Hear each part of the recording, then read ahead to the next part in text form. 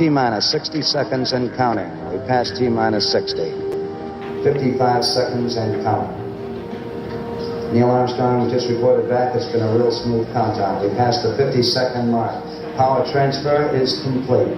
We're on internal power with the launch vehicle at this time. 40 seconds away from the Apollo 11 liftoff.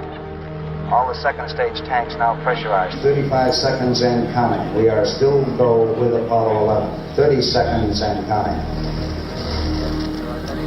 Astronauts report it feels good. T-minus 25 seconds. 20 seconds and counting. T-minus 15 seconds. Guidance is internal. 12, 11, 10, 9. Ignition sequence starts. 6, 5, 4, 3, 2, 1, 0. All engine running.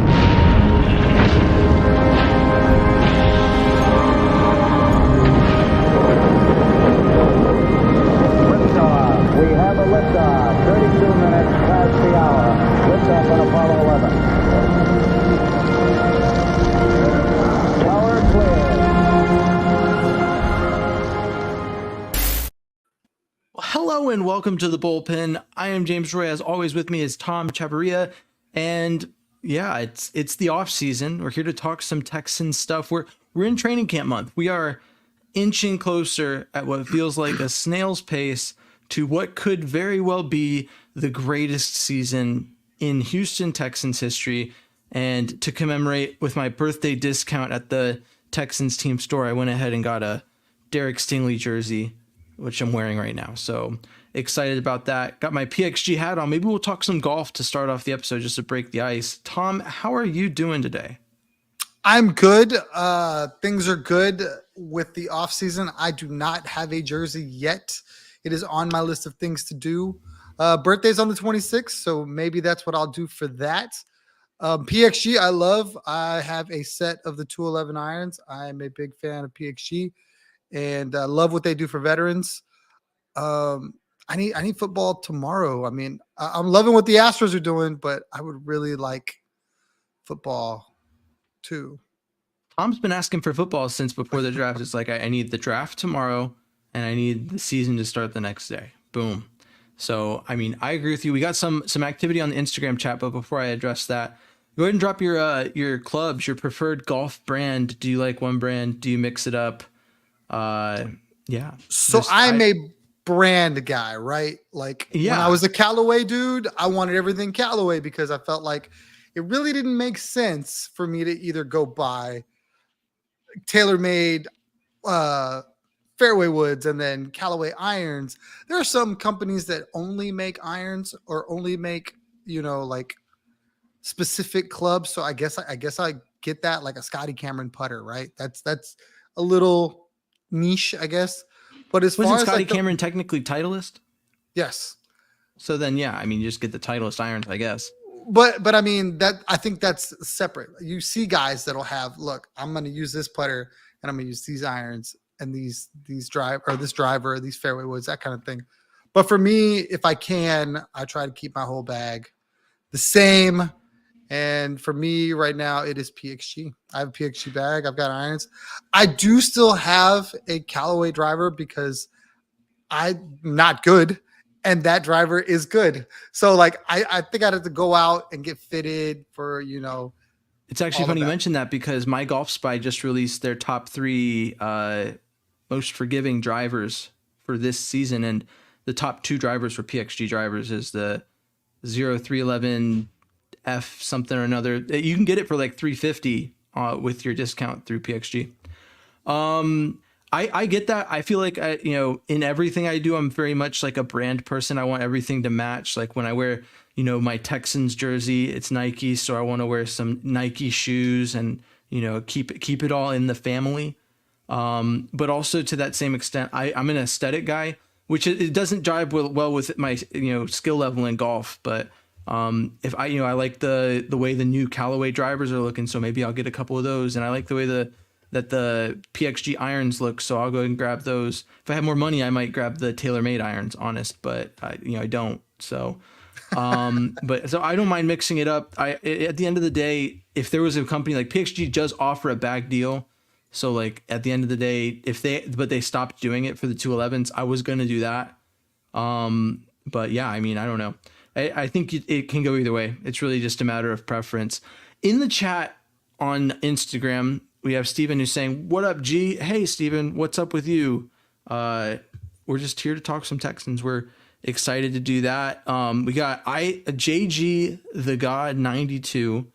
Unpopular opinion. Now, bear in mind, you're talking to Texans fans here. This is probably not as unpopular of an opinion as you think, but he says Jonathan Joseph should be a Hall of Famer. I'll let you tackle that one first. Why? Why? I was just going to counter with like the Ring of Honor sounds like a really good place for Jonathan Joseph. No. That and that I could totally see, but I feel like the Hall of Fame, you really have to distance yourself, right? Whether it be titles or stats, like elite stats. Great football player. What makes him a Hall of Famer, though? For me, I don't know. I don't see it. Well, and that's why people got mad at me when JJ Watt was, announced to be inducted into the Ring of Honor. My whole thing was, obviously guys like JJ Watt and Andre Johnson, who Andre Johnson's going into the Hall of Fame. JJ Watt is a Hall of Famer. Those guys are going to go into the Texans Ring of Honor, and Texans fans are like, well, the Ring of Honor is a sacred thing that should only feature the Texans Hall of Famers. And to that I say, why? I mean, the Hall of Fame is designed to honor Hall of Fame level players. We have players in Texans history that made significant contributions, that made Houston football bearable for periods of time when it otherwise wouldn't have been, that definitely deserve recognition for what they did for this city. And that's where the Ring of Honor, I feel like, is as a level of award for players. So guys like Arian Foster, I'd even say, Matt Shaw, Brian Cushing, like you could name a number of players. And over time, I feel like they should get into the Ring of Honor simply based off what they did during that first stretch where the Texans were actually really good. And so with that, that's why I'd counter with, I think that Jonathan Joseph is in that category. I think that it'd be full of bias as a Texans fan to say that Jonathan Joseph should be in the Hall of Fame, but to say he should be in the Ring of Honor is just a fact. That is an objective statement that I don't think you can really argue against. But anyways, in the other chats across social media, before we really dive into our topic for the day, MKS says hi, and then he says, I liked and subscribed. Thanks for that. We appreciate you for liking and subscribing. It's nice to know that people do that sometimes. So to get into what we're talking about today, we're talking about the Texans training camp obviously is coming up, and the title of the episode, I think, kind of it doesn't really bury the lead on what we're here to discuss. Training camp position battles. Now this time, I was talking to Tom pre-show, this time last year, this was definitely a hotter topic in the Texans fan base, but I do think there's still some things to get into and discuss in this area. So I'll just give you a broad question to start with, Tom. Just looking at the whole roster, what's the first position that you look at and you go, yeah, I'm interested to see who's going to start at that position, because I have no clue and there's going to be a battle and I know it's going to be good. CB2. It's probably the easiest target. I hope I stole your thunder. 100%. It's really just, I don't necessarily know what I'm getting at CB2 as far as like whether it be Okuda or CJ Henderson. Yeah. So Okuda, CJ Henderson. You could even say Kamari Lassiter if you think he makes the jump, but I see. And here's the thing. I get it. People want Kamari to be that dude. I get it. I don't see it. I can't see him being more than a slot guy.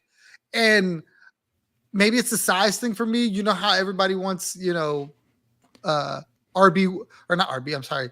Wide receiver 1 to be a certain build, right? Like a Nico Collins build?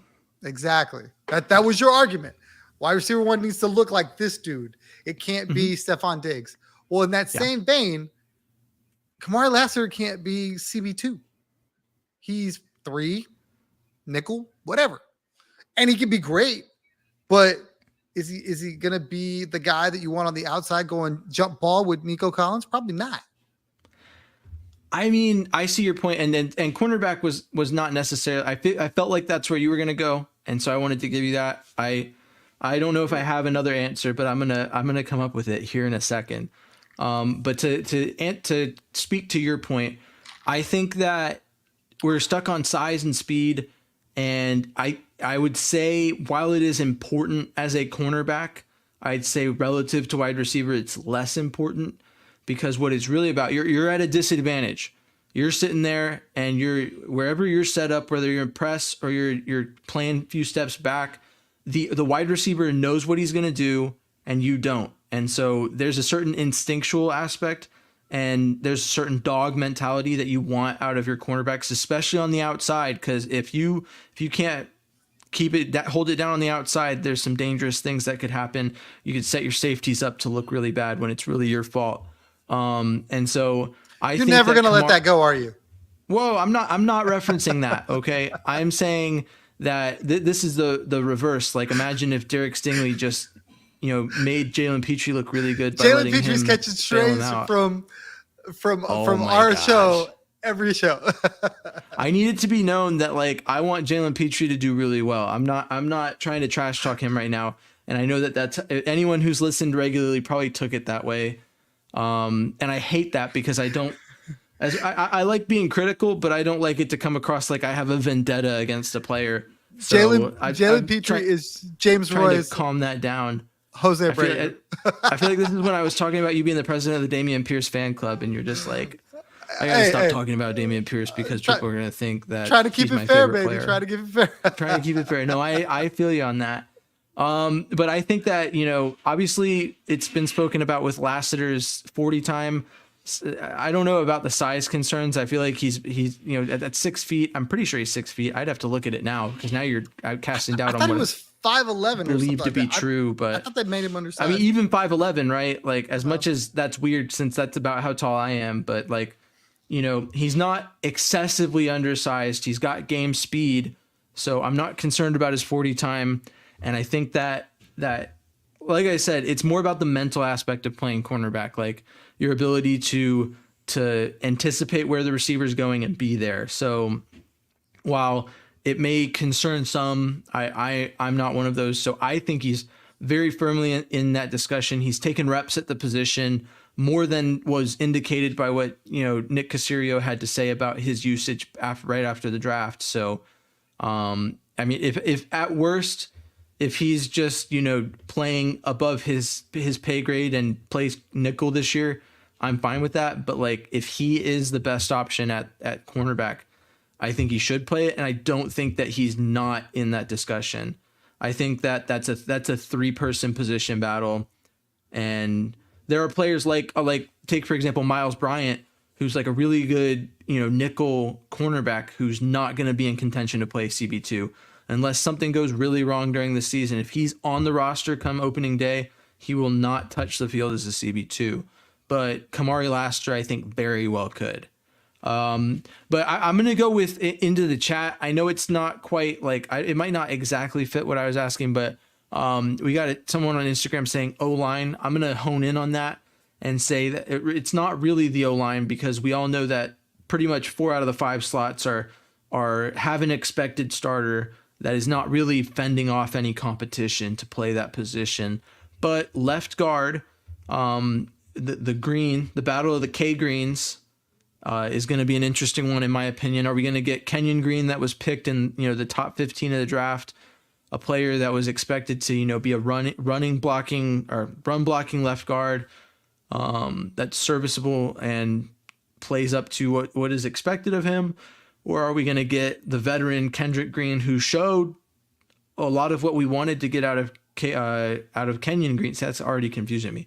But a lot of what we were expecting to get out of Kenyon Green, we saw in a short spurt out of Kendrick Green before he, ripped apart his leg like that. So I think that'll be an interesting position battle on the offensive side, and outside of that. So there's CB2 and left guard. I I can't think of another starting position that is in contention on this roster. If we bring up another position battle, it'll be a position battle that is happening in the depth on this roster. Am I wrong there? Can you think of another position that is a starter fighting for their life? I'm not going to say Jalen Petrie because I feel like you're going to use it against me. So I'm going to lay off that one. I think he's pretty cemented as a starter. One of the linebacker positions, right?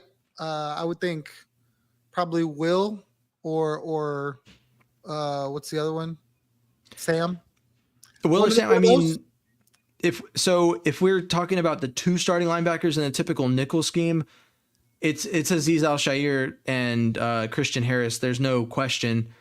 Okay. And then, as I've said all offseason, and I don't feel like the draft really gave me warm and fuzzies, I think that there's potential for players to perform above their pay grade and get to a point where they contribute. But the depth in that room, considering that Henry To'oTo'o is technically a starter, there's no one competing with him for that job, as far as I know. I mean, it could be something to watch, but I don't think linebacker is something we're looking at a battle at. We've got some people in the chat. So to my comments on the offensive line, he said, to me, the only lock on the O-line is Tunsil. To that, I'll reply with, Shaq Mason, right guard, started all games, traded for a pretty valuable asset. I would say is expected to start. There's not anyone behind him who's challenging for that spot. Juice Scruggs, I know, struggled at left guard last year, but he's truly a center. So I could imagine that maybe Jarrett Patterson challenges him for it. But once again, that's more of a thing where I just don't see anyone on the roster that's a serious threat to start outside of Juice Scruggs at center. Maybe Jarrett Patterson, right? And then right tackle is Titus Howard. I mean, the only thing threatening that position is health. And then we look at who would start. Blake Fisher. Yeah. So Blake Fisher could start at right tackle but he's for all intents and purposes, we spent a 2nd round pick on a swing tackle unless the injury bug hits again. So I'd expect Blake Fisher to be more of a George Fant replacement than a Titus Howard replacement. So yeah. And then you think Petrie is an issue. I think Petrie, I'm going to say, this is the last time I'm going to say it, unless someone asks about it again. I'm not going to bring it up because I feel like it sounds like I'm antagonizing the guy. And I want nothing more than rookie season Jalen Petrie to emerge and cause this secondary to be one of the top secondaries in the league. But it's hard to deny that there was a lot of points last season that should have been, moments that defined the decline of Jalen Petrie that were saved by excellent cornerback play from Derek Stingley. Namely, the interception against the Broncos, Da Vinci's hand reaching out, grabbing it. That play was difficult, and it was difficult because it wasn't Derek Stingley's play to make. It should have been Jalen Petrie causing a pass breakup, but he was out of position because he didn't know where he had to be. And so it's something that I'm tracking, and I'd like to see it go away. I'd like to see it go away. I'd like to believe that this next season that Jalen Petrie is going to, has emerged from his sophomore slump, if you can even call it that, because I don't even know if you can call it that. But there was just there was an above average amount of plays where Jalen Petrie didn't seem to know where he was supposed to be, and it would have adversely affected the team if it wasn't for excellent play from the rest of the secondary. That's all I'll say on that. The rest of the secondary. Now, before it was just, look, 24. We had guys like DeAndre Houston Carson playing, I would say that his contribution in relief of Jimmy Ward at times was more impressive than what Jalen Petrie was bringing to the table. I think when you get attacked like they did, and they were being seen in defense, then all of a sudden you're going, wow, Houston's playing great. But for me, when you don't see them go at Petrie, when you don't see, for me, I think Petrie played solid. Did I think he excelled? No, absolutely not. Was I think he bad? No, absolutely not. Do those guys make mistakes? Absolutely. Every one of them. You know what I mean? Stingley included. So, where I think you got hypercritical, I think that if you asked, their coaching staff, they probably say, oh, well, no, I think he played pretty good. Yes. Could he have been better? Yes. But I don't know. I feel like there's just like a little extra grind in a little bit because you felt like that was an area they could address in the draft. And I'm over here going, why? If anything, Jimmy Ward's injury history was a bigger thing. And you were like, well, maybe they could. I told you the whole safety group was something that I was concerned about for one reason or another. True. But it was predicated on the fact that Jalen Petrie was not doing enough in the position where, you felt like he was supposed to be. Well, I'll tell you this, right? Here's where it really stems from, is that I would say that his rookie season, when I look back at it, he made some impressive plays in coverage, but the bulk of his impressiveness, he led the team in tackles. He had 130 tackles as a safety, which is indicative of a defense that's not stopping people up front, which is what the 2022 Texans were. And just everything about that defense set up Jalen Petrie to have to be the end all be all. And so we watched that defense end up being, a bunch of stops in the secondary. And what people took from that was, wow, this second round pick safety is just excellent. He is playing above and beyond what he's expected to.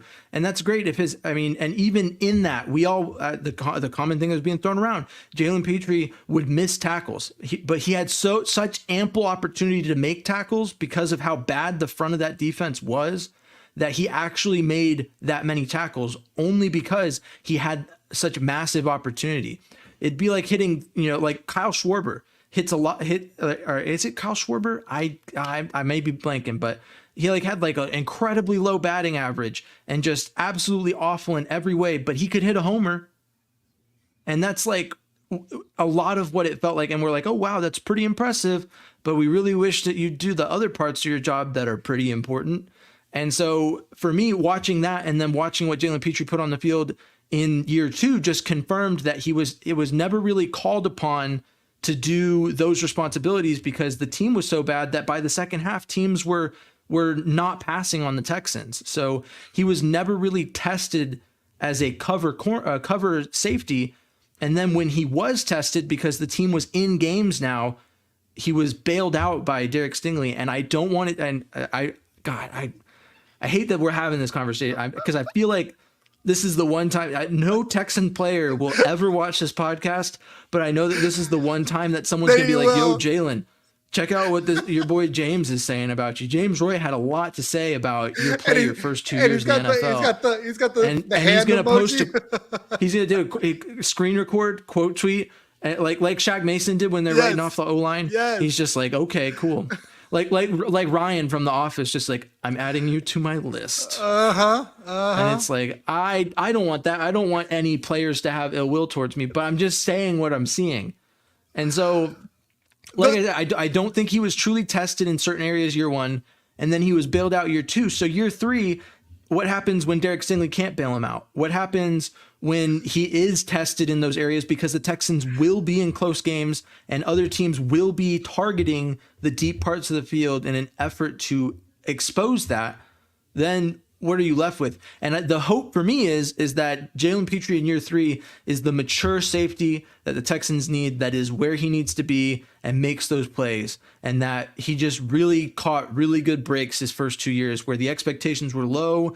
The coverage was there to bail him out. And then, now he's like actually the safety we thought he was in his rookie season based off of how low the expectations were. So, man, I just really hate that. It sounds like it sounds like I'm what's that one Kendrick Lamar? I'm the biggest hater. My goodness. I feel like it. I feel like that's me. It kind of comes off that way because you just basically took his whole rookie season and said, well, the only reason you had all these tackles because the rest of the team were bad. It wasn't that you were good. They were just bad. What you failed to mention, which I got my face going, everybody missed tackles on that team. Like, he was one of the more sure tackled guys there.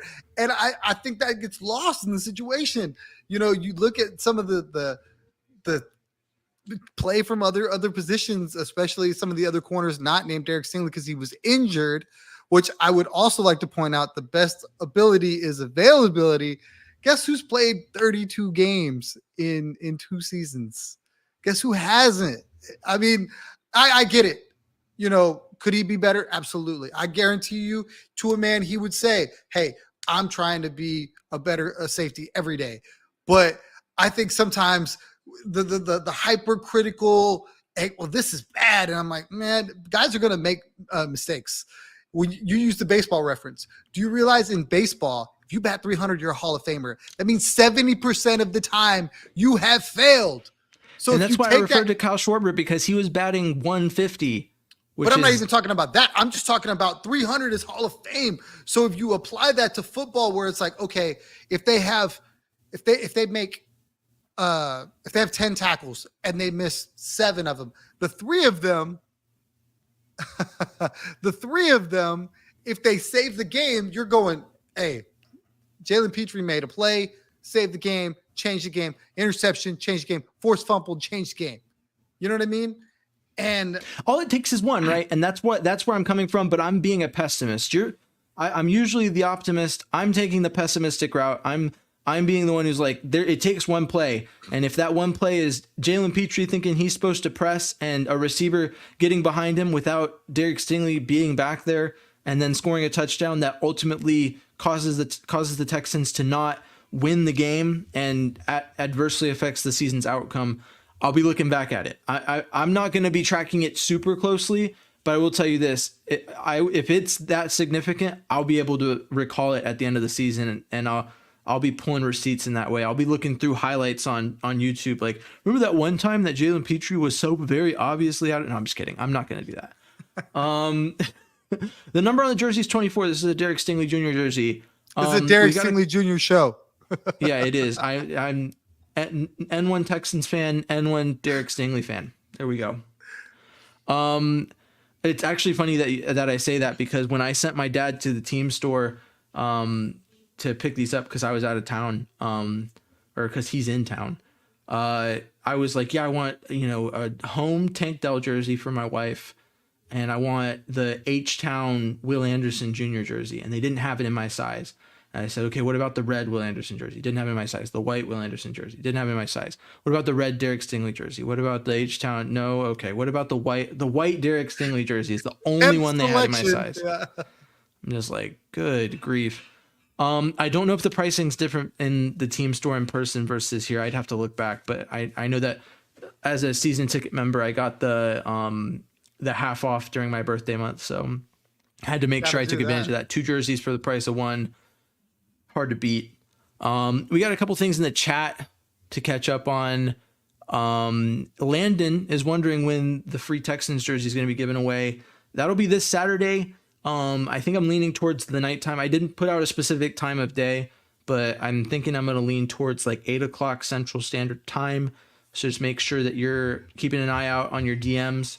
And if you win, you win. And make sure you get in on that. If you're on Instagram, follow me at M1 Texans fan and at James Roy NFL, and then like that post, and you will be entered to win a free Texans jersey. I just shipped the jersey for the Twitter giveaway, so Texas TX Whispers, I believe, was the winner of that one, and it's on its way. He'll have it after the holiday, so excited to see. He went with the red CJ Stroud jersey, which I thought was an excellent decision. It's the one I would have done. He was between red and white, and I was like, you got to go red. Gotta go red. Not trying to start beef. I'm not trying to start beef with Derek Stingley. I agree with you. So thanks for understanding and letting me give my opinion to you. Another quick question. I've seen more of Hannah McNair this past season and off season, and I've even seen her. I feel like there was more to that sentence. Do you think she has any kind of impact on a team's decisions? As a married man, I'll tell you this. I don't know if you'd be watching me. I don't know if you'd be watching me on this podcast if it wasn't for my wife. So I don't know if you'd know who I am. A lot of that was motivated by her. So yeah, I mean, I think she's like a puppet master pulling the strings and operating everything? No. Do I think that Cal goes, hey, what do you think of these jerseys? And she's like, you got to make a tweak there. You got to adjust that. Yeah, I'd buy that. I'd buy that there's a lot of decisions that are impacted by her input because she is the wife of the owner. and she is probably a really smart person. Behind every man is a woman critiquing the decisions he's made so that he can make better decisions. So yeah, I believe that. Do you think, Tom, what are your thoughts? I think Hannah has been more involved in a sense that, where before a lot of people, I wasn't one of them, but a lot of people felt that Jack Easterby was in Cal's ear and was telling him all these things. My personal opinion, and we're not going to get too deep into the weeds, I think he was just a friend, and Cal was like, "Hey, I'm going to take care of my friend," and he's like, "I'm going to give him a job. I'm going to have him do all these things, and it's still going to be me." But Jack Easterby wore it. Now that he's out, I feel that Hannah is constantly, "Hey, I think you should do this." They're bouncing stuff off of each other, right? Do I think that she's in there making player decisions? Absolutely not. Do I think she's going, "Nope, sign that guy, give him all the money he wants"? Absolutely not. I think she lets the GM do their job. Do I think that when you get Cal, you get Hannah now, and that's probably not a bad thing because she's heavily motivated to make the team better and see them win, which probably doesn't hurt because Cal's kind of a little, I don't know what the right word is. He's just a little different in the sense that, like, he seems like a great guy, but I don't know that he's like I don't know what the right way to put it. Like, I don't think he was a football guy before, other than just like, "Hey, my dad owns a football team," and now he's become more of a football guy. And I think Hannah's kind of becoming football with him, which is like working together. You know what I mean? Like, yeah, even so, he seems like the kind of guy that's like, "Oh, darn, we lost. It's okay." Whereas Hannah, like, after games, seems like she's really invested in the outcome more outwardly and emotionally. And I'll tell you this, if there's ever something that can motivate a man to make a decision, it is the ability to make his wife happy, because great things happen when your wife is happy. So I'd believe that if Hannah's become invested in the success of this team, that Cal would move heaven and earth to make sure this team wins a Super Bowl, because Lord knows what will happen if this team wins a Super Bowl and how happy his wife will be. So, I'd believe that she's affecting the team in a very positive way, because that's what wives do to men, usually in the best of relationships. So, I guess we got time for one more question. I think we've kind of answered what we came here to answer for this episode, but someone has asked, Tank Dell, is he being undervalued in fantasy this year? His ADP is round 8. I'll tell you this, we just drafted for the startup for our Texans Dynasty League, and Tank Dell didn't make it out of the second round.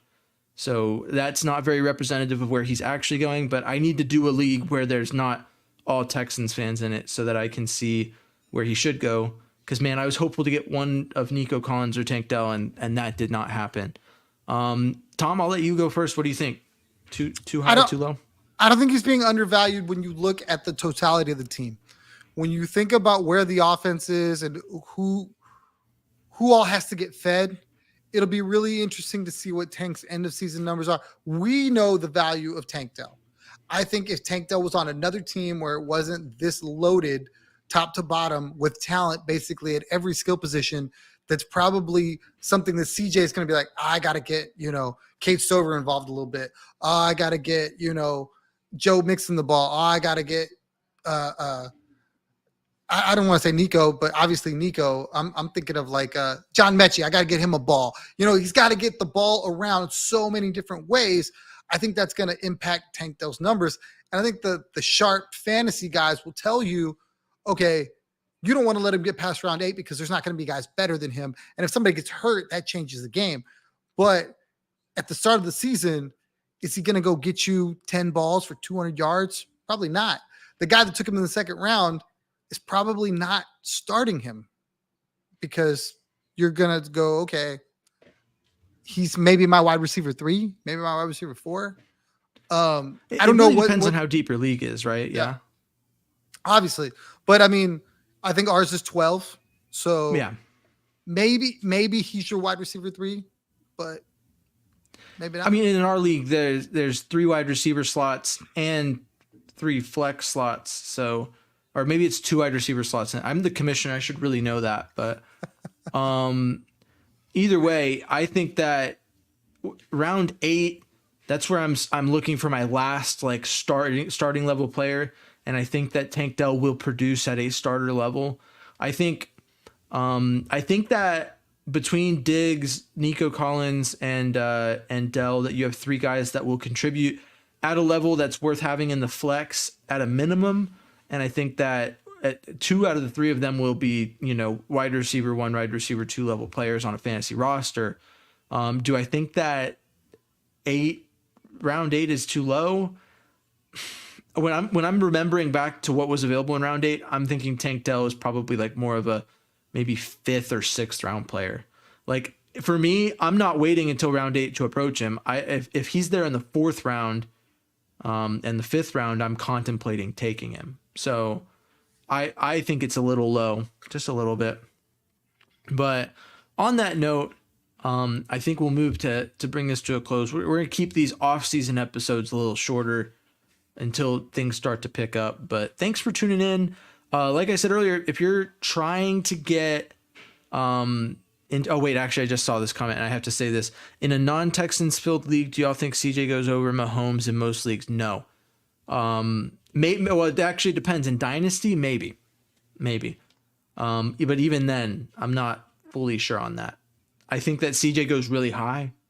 But I don't know. Because the one thing you have to look at, and this is me coming down to earth and taking away my Texans fan bias, CJ Stroud was like QB 10 last year and missed 2 games, played really well on the field. And you can't take that away from him. He was a really good quarterback. But from a fantasy perspective, I don't think CJ Stroud is guaranteed to be the firecracker that people think he's going to be. He still needs to have that season that Patrick Mahomes and Joe Burrow and those top quarterbacks have had, where he produces at a clip rate where he's like putting up like 30 plus touchdowns. He got 25 this past season.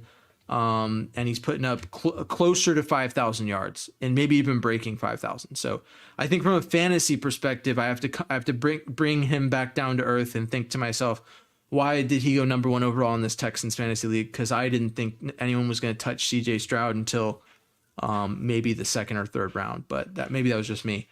Tom, do you have anything to say on that? I mean, you kind of hit the nail on the head. I don't think his numbers are going to be that much different than Patrick Mahomes. I just think in most standard leagues that you play in, and standard still being PPR. I know in the past, old school guys, standard was not PPR. Now I don't know many leagues that don't do a point per reception.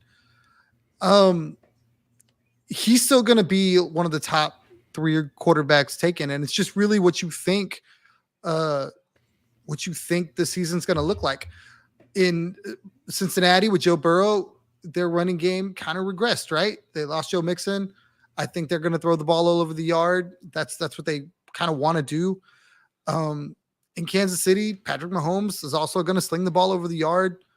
Here in Houston, we feel like it could be that way because of all the weapons, but they could run the rock 20 times too, and then kind of mitigate how much damage CJ takes and really kind of, put the game away early and then just kind of sit on it a little bit.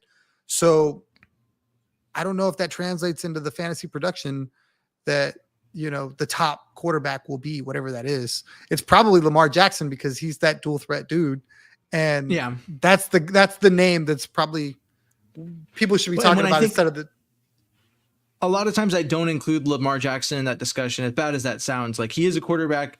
He does play really well on both sides of the ball. But when I think of a quarterback that consistently produces high level fantasy matchups, because when Lamar has games when he's off, like if he can't run it, like against the Texans to start the season last year, he had a pretty bad fantasy start to the season. Whereas like a guy like Pat Mahomes or Joe Burrow, like last year we saw Joe Burrow really be bad, like consistently, but Pat Mahomes, I guess, would be the prime example of a guy who's like worth a higher pick because he consistently puts up like 25 plus points week in and week out. Like you can expect that from him. And CJ, I drafted him in the rookie draft for my other dynasty league, and that was a huge pickup for me. But seeing his contribution last year, I think him and Jordan Love are both guys that I'd say, as much as I think CJ's better than Jordan Love, I'd say from a fantasy perspective, we're looking at those guys to take the leap to the next level where they like produce in fantasy at a higher level instead of just being impressive on the field. It's Derek Stingley, Curtis. Thanks for the love. On that note, we're going to bring it to a close. Let's see. I'll take a poll on favorite obscure players. I'll figure a way to do that. Sorry, Instagram's asking. But now I'm really going to bring it to a close, guys. I'm a Fanatics affiliate. You would know that because these jersey giveaways happened because you guys clicked the link in my bio or the links that I shared with you to buy Texans gear. My next goal is to buy a new set of irons, so please help me out with that. No, but thanks for your support in that way. Tom is on Bourbon and Baseball, and he's doing PSF. So if you're into Astros and you're looking for some of that content, make sure you download the PSF app or go listen to Bourbon and Baseball. Him and Susie are putting out some grade A, not for kids content, talking about the Astros. So just an important note to put there.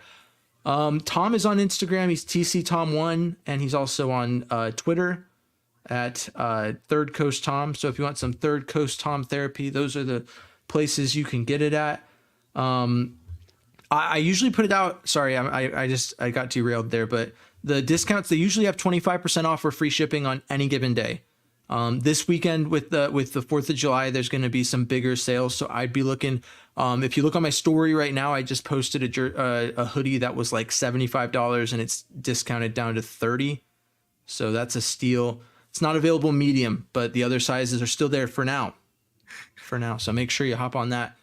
I am James Roy, and you know where to find me probably, but I'll tell you anyways. I am at M1 Texans fan and James Roy NFL on Instagram, and it's just James Roy NFL on Twitter. That's what it is. I was gonna say X, and then I remembered that I'm not cool enough to do that.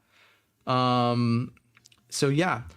But coming soon, James Roy MLB, James Roy NBA, James Roy MLS. Don't be on the lookout. I started posting golf videos on my personal Instagram. So, James Roy PGA. You heard James it Roy first. PGA, maybe we'll see. But yeah, thanks for tuning in. As always, stay classy, Houston, and vamos Texans.